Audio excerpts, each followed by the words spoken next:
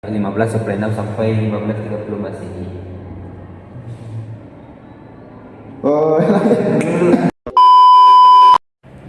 Assalamualaikum warahmatullahi wabarakatuh. Pada kali ini video yang dibuat ialah menerangkan dinasti Mughal.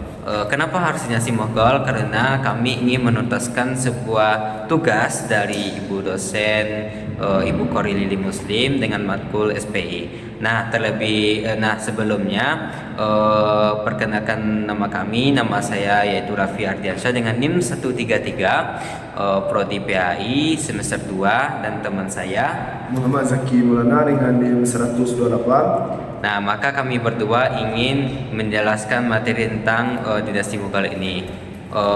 Untuk selanjutnya, maka mari sama-sama kita simak penjelasannya. Oh ya, masih ingat enggak pelajaran minggu lalu sama Bu Khori tentang pelajaran dinasti Mughal? Tentu masih ingat. Coba beri cerita gimana asal-usul dinasti Mughal. Nah, dinasti Mughal ini dirintis oleh Zahiruddin Muhammad Babur 1526 sampai 1530 Masehi. Kemudian tabuk kepemimpinannya itu diserahkan kepada dia saat dia berusia 11 tahun. Maka pada saat itu, sekian tahun setelah itu, dia mempunyai sebuah misi, yaitu menguasai Samarkand. Namun awalnya mengalami kekalahan. Setelah mendapat amunisi dari Syafawi, maka dia berhasil menguasai Samarkand dan lanjut menguasai kota Kabul, yaitu Afghanistan.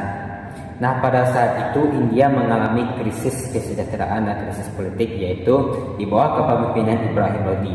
Paman Ibrahim Lodi ini yang bernama Alap Khan, dia meminta bantuan kepada Babur untuk menjatuhkan pamannya. Melihat hal ini, Babur tidak tinggal diam. Dia melihat hal ini sebuah peluang yang dapat melanjutkan keinginannya, yaitu menguasai Delhi selanjutnya. Maka dari itu, setelah Ibrahim Lodi dan tentaranya berhasil dan dapat dikalahkan dalam pertempuran Dasar di Panipat pada tahun 1526 Masehi, maka pada saat itu menjadi Delhi menjadi tonggak awal berdirinya dinasti Mughal.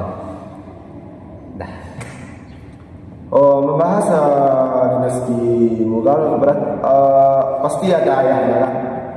Siapa ayah dari pendiri dinasti Mughal? Nah, ayah dari dinasti Mughal yaitu Zahiruddin Muhammad Babur ini, ayahnya yang bernama Umar Firza. Babur ini merupakan cucu dari Timur Leng. Ayahnya bernama Umar Firza, yang merupakan penguasa dari Fargana. Nah, perlu diketahui bahwasanya dinasti Mughal ini dia berdiri selama kurang lebih 3,5 abad. Dari ini pasti ada sultan-sultan yang mengalami masa kejayaannya pada dinasti ini. Apa aja tuh? Nah, sultan-sultan yang mengalami masa kejayaan pada dinasti Mughal ini ada Babur yang menjadi tonggak awal berdirinya dinasti Mughal. Kemudian ada juga Jalaluddin Akbar, ada juga Shah Jahan, Aurangzeb, dan lain sebagainya. Nah, mereka inilah yang berhasil membawa ekonomi stabil, kemudian berhasil menuntaskan beberapa pemberontakan yang ada, dan menstabilkan politik di dalam negerinya.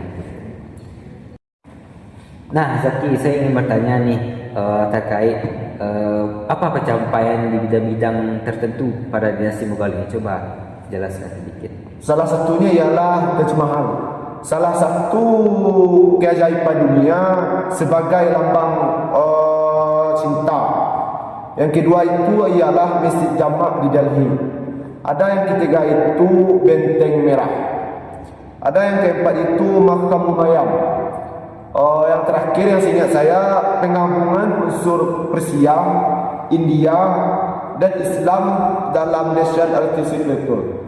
Nah, selain dalam bidang pembangunan ini, saya ingin mau tanya nih di bidang agama. Coba apa pencapaian sultan-sultan ini dalam bidang agama? Seingat saya, yang pertama itu ialah sikap toleransi beragama sangat berkembang. Di situ melibatkan tokoh-tokoh Hindu dalam pemerintahnya. Adapun yang kedua, perkembangan madrasah dan ilmu keislaman serta terjemahan kitab-kitab penting dari Arab Persia ke dalam bahasa lokal. Nah, setelah Zaki menyebutkan apa pencapaiannya tersebut, tentu ada masa kemundurannya. Tiap-tiap dinasti pasti mengalami masa kemundurannya.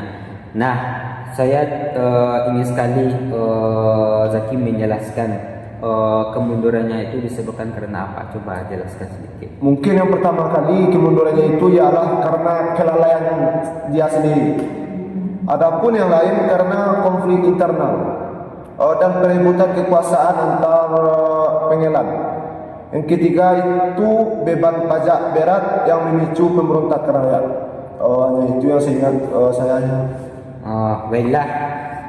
Baiklah, pada video kali ini kami telah menjelaskan video mengenai materi tentang dinasti Mughal. Maka dari itu, apabila terdapat kekurangan atau kesalahan dalam menyampaikan sesuatu, kami berdua meminta maaf. Maka dari itu kami mengucapkan Assalamualaikum warahmatullahi wabarakatuh.